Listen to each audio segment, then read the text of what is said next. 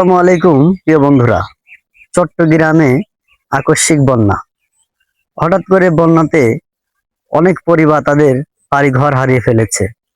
অনেকে তাদের জীবন হারিয়ে ফেলেছে। অনেকের ছেলে সন্তান পানিতে ভেসে গিয়েছে। আসলে তারা এখন বড় অসহায়। তাদের পাশে যারা সামর্থ্যবান আছেন তারা দাঁড়াবেন, তাদেরকে সাহায্য সহযোগিতা করবেন।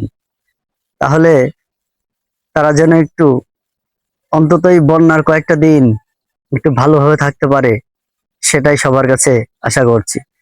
আসলে এটা হঠাৎ করে হওয়াতে তারা খুব বিপাকে পড়ে গেছে, তারা তাদের কিছু নিয়ে বের হতে পারে নাই। দেখেন, দুঃখ লাগে। আর্জেন্টিনা ব্রাজিলের খেলার জন্য অনেকেই সেজদায় লুটিয়ে পড়লেন, অনেকেই মনোজাত করলেন, অথচ আজকে আমাদের দেশের মানুষ এত কষ্টে, এত দুঃখে, এত বিপদে আছে, তাদের জন্য কেউ দোয়া করছেন না। এবং তাদের যে সাহায্য সহযোগিতা করব, এরকম ধরনের আমাদের দেশের মানুষের মন মানসিকতাও দেখছে না। যদিও কেউ কেউ দিচ্ছে, সেটা হচ্ছে অল্প সীমিত। তাদের এমন পরিমাণে দিতে হবে যেন তারা আবার ঘুরে দাঁড়াতে পারে।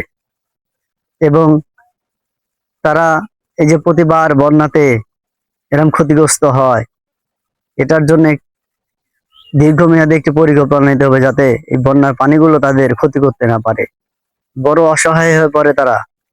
প্রতি বছর এভাবে বন্যা হলে তারা কিভাবে ঘুরে দাঁড়াবে?